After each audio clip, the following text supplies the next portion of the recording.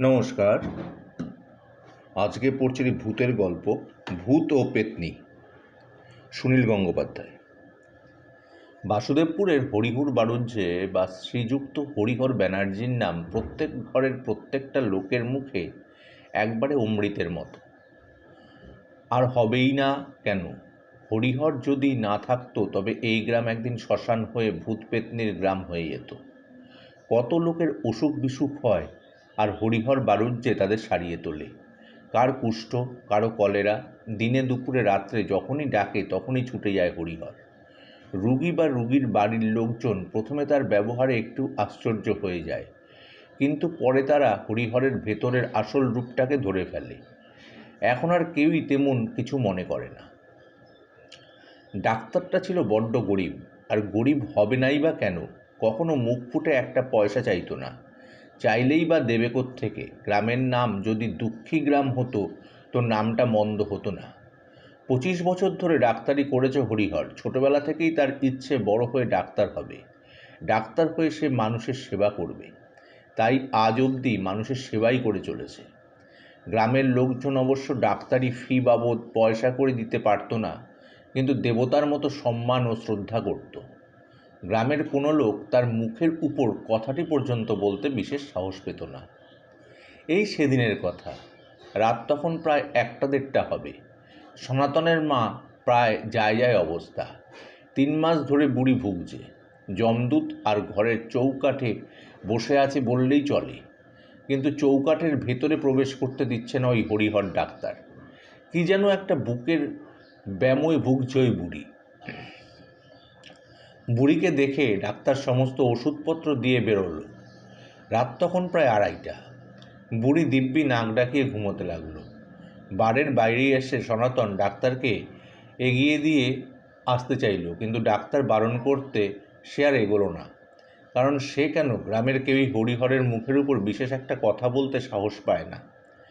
আসার সময় হরিহর সনাতনের সঙ্গে ডান দিকের পথ ধরে এসেছিল। অবশ্য একটু বেশি পথ হাঁটতে হয়েছিল, কিন্তু বাঁদিকের পথ ধরে গেলে হরিহর ডাক্তারের বাড়ি খুব কাছে হয়। কিন্তু লোকে বলে বাঁদিকের রাস্তাটা নাকি খুব বিপজ্জনক। ওদিকে সন্ধ্যার পর কোনো মানুষ জন ওই পথে হাঁটে না। ওদিকে গেলে একটা পোড়ো বাড়ি আছে। দিনের বেলায় অবশ্য সেই বাড়িতে গ্রামের ছোট ছোট ছেলেরা খেলাধুলা করতে যায়, কিন্তু সন্ধ্যা হলে সেই বাড়িতে আর কেউ যায় না। এই বাড়ির অবশ্য একটা ইতিহাস আছে। আজ থেকে বেশ কয়েক বছর আগে এই বাড়িতে বাস করত গ্রামের জমিদার। জমিদারের কোনো পুত্র সন্তান ছিল না। জমিদার তার স্ত্রীকে প্রচণ্ড ভালোবাসত। একদিন জমিদারের স্ত্রীর প্রচণ্ড পেটের ব্যামো হয়, কিন্তু তখনকার নিয়ম ছিল কোনো স্ত্রীলোকের ঘরে বা অন্দরমহলে কোনো পুরুষ ঢুকতে পারবে না। তাই জমিদারের স্ত্রীর যে সেবিকা ছিল সে যা পারত তাই সেবা শুশ্রূষা করেছিল, কিন্তু কোনোভাবেই তাকে বাঁচাতে পারেনি। জমিদার স্ত্রীকে এত ভালোবাসত যে স্ত্রীর মৃতদেহের উপর মাথা রেখে মূর্ছা যায়, আর কোনোদিন তার জ্ঞান আসেনি। সেই থেকে বাড়ি খালি। সবাই বলে রাত্রে ওখানে ভূত পেতনির আড্ডা। ডাক্তার সুবিধের জন্য বাঁদিকের রাস্তা ধরেই হাঁটতে শুরু করলো। দূর থেকে সনাতনের নজর পড়ল। সে ডাক্তারবাবু ডাক্তারবাবু বলে চেঁচাতে চেঁচাতে হরিহরের সামনে এসে বলল, ওই পথ দিয়ে যাবেন না গো ডাক্তারবাবু। কেন, কি হয়েছে? রাতের বেলা ওই পথ দিয়ে কেউ যায় না, ওই পথ দিয়ে গেলে আপনার বিপদ হতে পারে। ডাক্তার ধমক দিয়ে বলল, দূর, আমার আবার বিপদ? আমার আবার বিপদ কী রে? তুই যা, ও আমি ঠিক চলে যাব। বুঝিস না, এদিক দিয়ে গেলে আমি একটু তাড়াতাড়ি যেতে পারবো। ওদিকে আবার আমার বউ যে আমার পথ চেয়ে বসে আছে, যা যা। সনাতন আর বিশেষ কিছু বলতে সাহস পেল না, শুধু মনে মনে দুর্গা নাম জপ করতে লাগলো। তারপর ভাবলো, দেবতার কি কখনো ক্ষতি হয়? সামনের দিকে তাকালো ধূ প্রান্তর। চাঁদের আলোয় সবুজ প্রান্তর কেমন যেন কালচে রূপ নিয়েছে। কিছুটা পথ যেতেই কে যেন চেঁচিয়ে উঠল, ডাক্তারবাবু, ও ডাক্তারবাবু, আমার সঙ্গে শিগগির একবার চলুন। ডাক্তার দেখলো ধুতি পাঞ্জাবি পরা একটা মাঝবয়স্ক ভদ্রলোক তাকে ডাকছে। ডাক্তার জিজ্ঞেস করলো, কী ব্যাপার, কী হয়েছে? আমার স্ত্রী ভীষণ শরীর খারাপ, আপনি একবার চলুন। আপনি কি করে জানলেন এত রাত্রে আমি এ পথ দিয়ে যাব? আমি খবর পেয়েছি যে আপনি রাত্রে গ্রামে রুগী দেখতে এসেছেন। আপনি শিগগির চলুন, নইলে ওকে বাঁচানো যাবে না। বেচারি অনেক দিন ধরে ভুগছে। আপনাকে তো আমি আগে কোনো দিন দেখিনি। আপনি আমাকে না চিনলে কি হবে, আমি আপনাকে ভালোভাবে চিনি ডাক্তারবাবু। আর দেরি করবেন না, পরে কথা বলবেন, এখন শিগগির চলুন। আপনাকে যেভাবে হোক আমার স্ত্রীকে ভালো করে তুলতে হবে, যত টাকা লাগবে আমি দেব, আমার যত সর্বস্ব দিয়ে দেব। আরে বাবা, আগে তো গিয়ে দেখি কি রোগ। লোকটা ডাক্তারের ব্যাগটা নিয়ে ডাক্তারের আগে আগে যেতে লাগলো। লোকটা গিয়ে ঢুকলো ওই পোড়ো বাড়িতে। ঘরের মধ্যে ঢুকতে যাবে, ঠিক সেই সময় একটা কালো বেড়াল তার পায়ের সামনে দিয়ে চলে গেল। ডাক্তার অবশ্য প্রথমে একটু ভয় পেয়ে গেছিল, পরে নিজেকে সম্বিত করে লোকটার পেছন পেছন রোগীর ঘরে ঢুকলো। রোগীর ঘরটা একবারে অন্ধকার, ঘরের ভিতরের মধ্যে কেউ কাউকে দেখতে পর্যন্ত পাবে না, এরকম অন্ধকার। ডাক্তার বলে উঠল, কি গো, আপনাদের ঘরে কি কোনো আলো বা বাতি নেই? আমি রোগী দেখব কি করে? লোকটা এবার নাকি সুরে বলল, না ডাক্তারবাবু, আলো টালো জ্বালা আমার বউ আবার সহ্য করতে পারে না, আর ওসব অভ্যাস আমাদের অনেক দিন চলে গেছে। লোকটার কথা বলার সুরের পরিবর্তন শুনে কেমন একটা খটকা লাগলো ডাক্তারের। ডাক্তার জিজ্ঞেস করলো, আলো না হলে রুগীকে দেখব কি করে?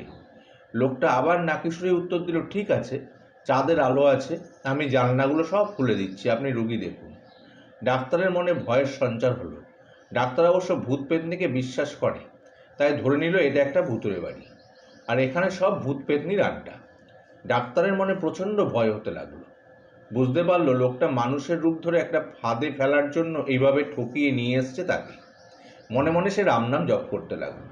জানলা খুলতেই ডাক্তার দেখলো যে মানুষটা তাকে পথ দেখিয়ে তার স্ত্রীকে দেখবার নাম করে নিয়ে এসেছে সে মানুষ নয়, একটা কঙ্কাল। তার সারা দেহের হাড়গোড় সব লিকলিক করছে, চোখ দুটো যেন জ্বলছে। ডাক্তার ভয় পেয়ে ছোট ছেলের মতো বলতে লাগলো, এ আমাকে কোথায় নিয়ে এসেছেন, আমি বাড়ি যাবো, আমায় ছেড়ে দিন। শুনে কঙ্কালটা বলল, বললাম তো যত টাকা লাগবে আমি দেব, আগে আমার স্ত্রীকে ভালো করে তবে যাবেন। এই বলে লোকটা তার স্ত্রীর শরীরের চাদরটা তুলতেই দেখা গেল তার সারা শরীরটা কঙ্কালের মতো, চোখ দিয়ে যেন আগুনের ছটা বেরোচ্ছে। ডাক্তার ভয় পেয়ে গেল, প্রচণ্ড ভয় পেল, মূর্ছা যাওয়ার মতো অবস্থা হলো তার। তার মুখ দিয়ে কোনো কথা বেরোচ্ছিল না। তাই দেখে কঙ্কাল লোকটা বলল, ডাক্তারবাবু ভয় পাবেন না, আমরা আপনার কোনো ক্ষতি অনিষ্ট করব না, শুধু আমার বড় আদরের বউকে ভালো করে দিন। কঙ্কালটা খাটের তলা থেকে একটা বড় পুঁটলি বার করে ডাক্তারের ব্যাগে ঢুকিয়ে দিয়ে বলল, এই নিন, আপনার যত খরচ হয় করবেন, শুধু আমার বউকে সারিয়ে তুলুন। কঙ্কাল লোকটা ডাক্তারের দিকে তাকিয়ে তাকিয়ে কথা বলতে লাগলো, আর ক্রমশ তার দিকে এগিয়ে আসছিল ডাক্তারও তত ভয় পেতে লাগলো। শেষে যখন ডাক্তারের একবারে কাছে চলে আসলো, তখন ডাক্তার ভয়ে অজ্ঞান হয়ে গেল। পরদিন ভোরবেলা সূর্য তখনও মুখ দেখায়নি, ডাক্তারের জ্ঞান ফিরল। সে দেখতে পেল কোনো এক ভাগাড়ে শুয়ে আছে, নোংরা আবর্জনার মধ্যে, পাশে কতগুলো কুকুর নোংরা আবর্জনা গিলছে। তার মনে ভাসতে লাগলো যে সে কাল রাতে থেকে বাড়ির বাইরে, তার বউ ঘরে একা সারা রাত দুশ্চিন্তার মধ্যে রাত কাটিয়েছে, সারা গায়ে নোংরা লেগে আছে। তারা হুড়ো করে উঠে পড়ে সে বাড়ির পথে রওনা হলো। সঙ্গে নিল পুটুলি ভরা ব্যাগটা। সারা রাত বউ তার জন্য অপেক্ষা করে বসেছিল, একটুকুও ঘুমোতে পারেনি সে। স্বামী ঘরে ঢুকতেই জিজ্ঞেস করলো, তুমি কোথায় গেছিলে? তোমার এমন অবস্থা হলো কেন? তোমার জামা কাপড় এত নোংরা, এত ময়লা লাগলো কি করে? সারাটা রাত কোথায় পড়েছিলে? আর তোমার চোখ মুখের অবস্থাই বা এরকম হলো কেন? ডাক্তার বউকে বলল, আমাকে এক গ্লাস জল দেবে? জল খেয়ে বেশ কিছুক্ষণ চুপচাপ বসে থাকলো। তারপর গতকাল রাতের সমস্ত ঘটনা তার মনে পড়ল।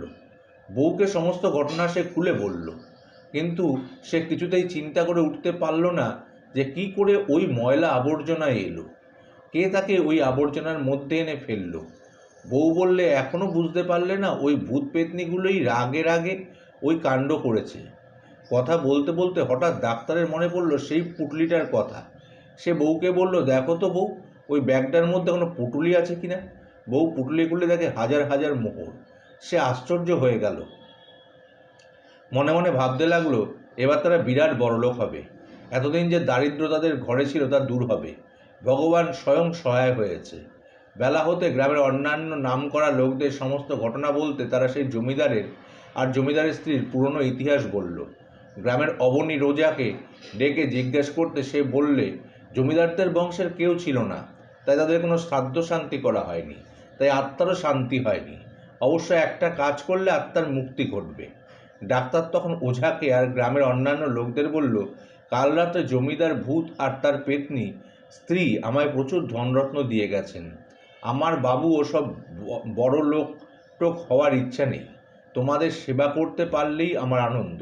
আমার বউ তাই বলছিল, সে যদি জমিদারের ওই ধনরত্ন দিয়ে ওই পুরো বাড়িটাকে একটি হাসপাতাল করি, তবে গ্রামের বিরাট নাম হবে, গ্রামের লোকেরাও ভালো হবে। গ্রামের লোকেরা সবাই যেন কীরকম একটা শঙ্কিতভাবে বলল, কিন্তু ভূত পেতনিরা কি আমাদের কাজ করতে দেবে? একে ওদের ভিটে, তার উপর বর্তমানে ওটা ওদের বসতি। সব কিছু শুনে ওঝা বললে ওসব দোষ কাটিয়ে দেওয়া যাবে, অবশ্য একটু কিছু খরচ হবে। ডাক্তার বলল, কত টাকা? এমন কিছু বেশি নয়, ভূত পেতনির দোষ কাটাতে আমার যা দরকার তার খরচ খরচা, আর তারপর গ্রামের কেউ লোক গয়াতে গিয়ে জমিদার ভূত আর তার পেতনির স্ত্রীর জন্য পিণ্ড দান করে এলেই সমস্ত কিছু শেষ। অবশ্যই আমায় একটু বেশি খাটতে হবে, বুঝতেই তো পারছেন। এ এ কত দিনের ভূত পেতনির বসতি, তারপর আবার কত ভালোবাসা, একসঙ্গে দুজনের দোষ কাটাতে হবে। গ্রামের লোকজনেরা সব যেন একটা অভয় বাণী শুনল।